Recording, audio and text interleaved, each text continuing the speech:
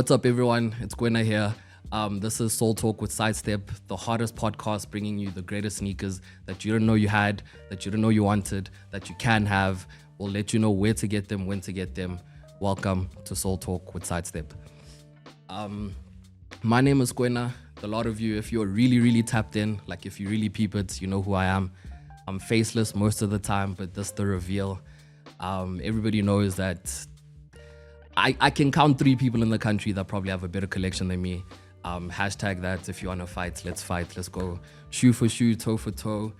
Been a sneaker connoisseur my whole life, so it only makes sense for me to be here. Nobody knows more about the game than me, and maybe Jordan himself, maybe Tinker Hatfield. We don't know, but we'll find out. I'm gonna tell you guys what's hot, what's not. Cop, drop. Let's rock it. Step in. In the first segment of the show, first episode, we're gonna have a segment called What's Hot.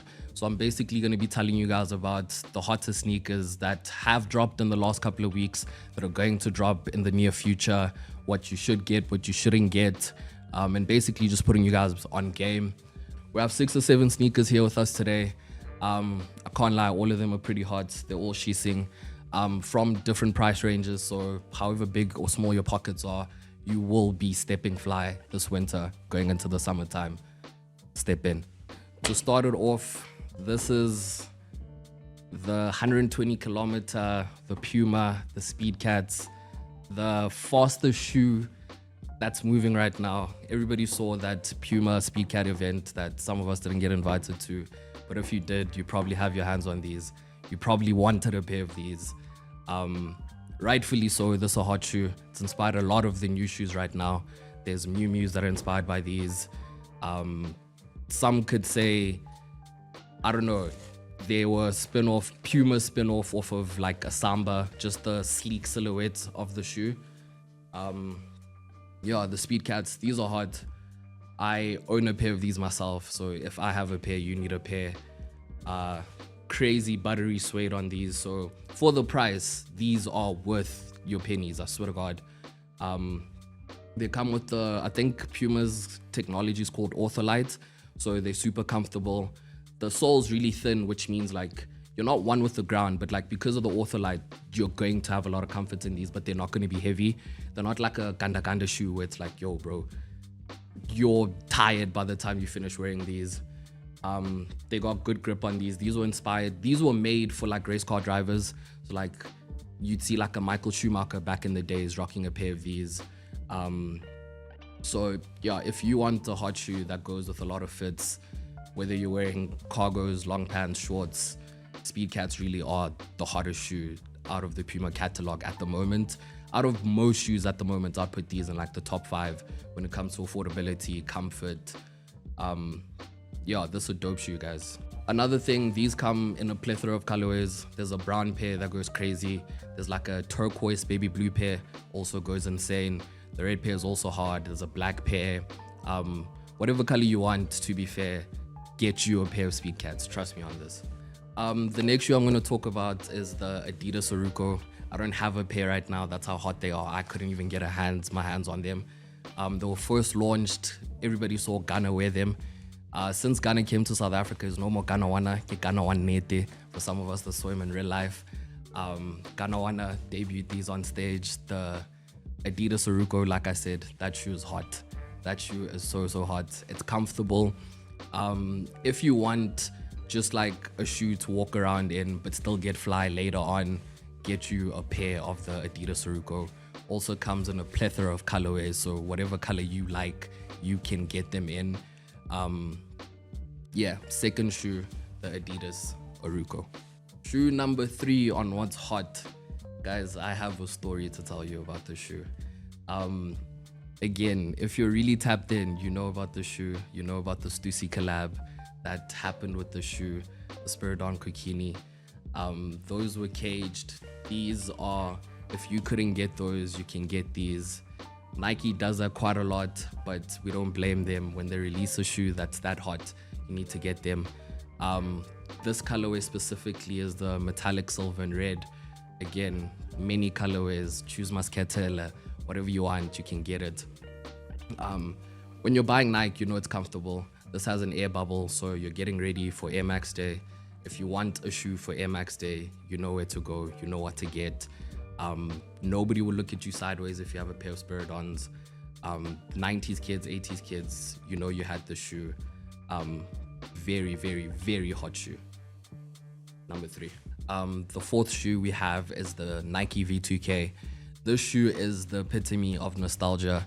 This is the type of shoe you saw your dad rocking way back when, but that's the beautiful thing about fashion, about sneakers. It's all cyclical. Whatever you thought your dad was rocking and it was whack, you probably think it's fire now. If you go dig in your dad's closet, you'll probably find a pair of these. The V2Ks are hot, super nostalgic, super on trend with the whole dad shoe. Moving on to the corporate dad shoe. You can rock this with the suit, you can rock this with shorts, sweatpants, whatever you need. So if you want to tap into your Forrest Gump, these are the shoes. If you can't get a pair of Cortez, you can get a pair of V2Ks. Same vibe, same swag. With these and every other shoe I mentioned, ladies, don't think these are just for men. V2Ks, everything, you can get them too. They come in full size run, grade school, men's. If you want it, you can get it. Shoe number 5. This is for my skater boys, skater girls, skater non-binaries. We're all inclusive here. These ones are for you. Guys, sneaker culture and skate culture go hand in hand. If you disagree, then you don't love either side of the world. Everything about sneakers goes hand in hand with skaters. You'll never see a skater skating in heels, boots. They skate in sneakers. And if you started skating from young, your first shoe will probably a pair of Vans. The next shoe, the shoe that we're talking about right now, these Vans are called the High Lane 4. A lot of skaters would complain about Vans because they're made from a canvas material. So if you're doing a kickflip, tray flip, whatever you're doing, you're ripping your shoes really quickly. So Vans took that into account. They put suede on there. All skaters love suede shoes because they last a lot longer. These are a lot thicker. They have a good sole on them. So if you're landing on your feet, these are going to be comfortable. But they're also very much a lifestyle shoe. So if you just want to be swaggy, rock a pair of High Lane falls, you can. Out of the pack, my favorite colorway has to be the mint green. The pink also goes crazy. There's a black and white pair. So again, if you want a pair, whatever color, whatever flavor you like, full size run, you can get a pair of High Lane falls. Shoe number 6. If you guys get that, Drake, okay, Drake from the 6. Anyways, tap in. These are the New Balance 9060s, but these are the caged ones. These are the ones you guys don't have, but I do. New Balances, these are super dope. New Balances is taking over right now. I think, don't quote me on this, I think New Balance sales were higher than Nike sales last year. So if you're not rocking a pair of New Balances, what are you doing? These are so hot. These are, if you want a lifestyle shoe, if you want a comfortable shoe, but with a bit more like, it's gonna hold your foot, this thing. It's gonna bumper your foot. These are great. These are super comfortable. I think I own 3 pairs of these. If you want a pair, you can get a pair. I cannot argue that enough, guys.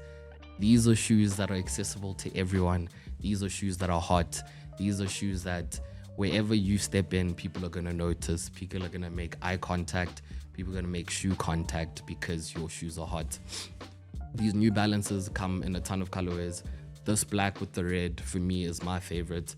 But whatever you like, you can get. Full size run, grade school, men's. Pick these up. 169, 158. What do those numbers mean? Those are the average height for a South African man and a South African woman. Really shorty, guys. But if you want a bit of height, guys, if you want to be 6 foot, this next shoe's for you. These are the Converse Chuck Taylor platforms. These will give you a good maybe 2 to 3 centimeters more. You can reach your being 6 foot goals, guys. So the shoe's hot. It's a beautiful spin to a classic. I feel like every South African grew up with at least one pair of Chucks in their entire life. If it was just the regular Chucks, if it was a Chuck 70s, if it was a pair of One Stars, having these within that lineage, looking back at your sneaker past, you'll be happy that you own this pair of shoes. Again, black and white, you can never go wrong, but they come in a plethora of colors. Banzolas know this. If you want a pair of Chucks, you can go green, orange, yellow, whatever you want, but you can want it and be a bit taller. So get you a pair of these platform Chuck 70s. And then for my bros and ladies that have a bit of height on them, I don't know how you were born with South African genetics, but if you're already tall, you can get the regular Chucks. Can never go wrong with that. Chuck 70. It's a hood staple, it's a hood classic, but it's also, you can find these in Camps Bay, you can find these in Tembisa. Wherever you go, you are going to find a pair of Chuck 70s. There's no dispute that this is probably one of the most iconic shoes there were. Fun fact, Michael Jordan was actually signed to Converse before he was signed to Nike. So he was going to have a shoe with Converse, but then Nike came with a bigger check. The coins were larger. So who knew? Who knows? Converse could have been a bigger brand than Jordan, than Nike. So don't sleep on Converse, guys. They're affordable, comfortable, but you get what you pay for. Really good shoe. Can never go wrong with a pair of Chuck 70s. Steppers, it's been a good episode. To close it off, we're coming with something super dope, super innovative. These are coming out of Converse. These are the Mary Janes. Fun fact about these, Mary Janes were actually a boys' shoe. They were boys' school shoes back in like the 1800s or something. And then women can't let men have anything good, so they sniped these. They became more feminine. It's a really dope shoe. For all my bros that are super like fluid, you can step in these. Yeah, I don't know if I can pull these off, but if anyone wants to challenge me, let's go for it. This is a really dope shoe. The leather is actually really dope. And it still carries the DNA of a Converse with the toe box, the tag at the back, the Converse. They give you a bit more height. I can't lie, it's a dope shoe. Ladies, you guys are gonna eat these up. You know, if you want to put the kitten heels to the side, if you want to leave the other, this is what you're going for.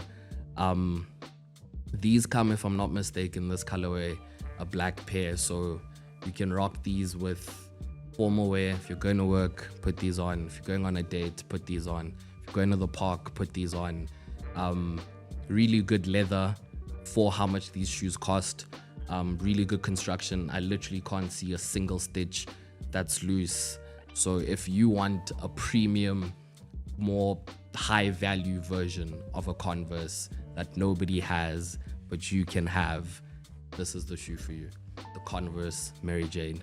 Yo guys, so Sidestep has a few questions for me. They want to put me on the spot. They want to test my knowledge. They want to see that I'm really an OG in this game, but they don't know that pressure makes diamonds. So let's hear what they have to say for me. All right. Just wanted to ask, how did you first get involved in sneaker culture? I remember this vividly. It's such a core memory for me. I wanted a pair of Air Force Ones because my cousin had a pair of Air Force Ones, but I was like maybe 7 years old. My mom was never going to buy me an all-white shoe that I would have outgrown within like 3 days. So I got these shoes called the Back Box 2s.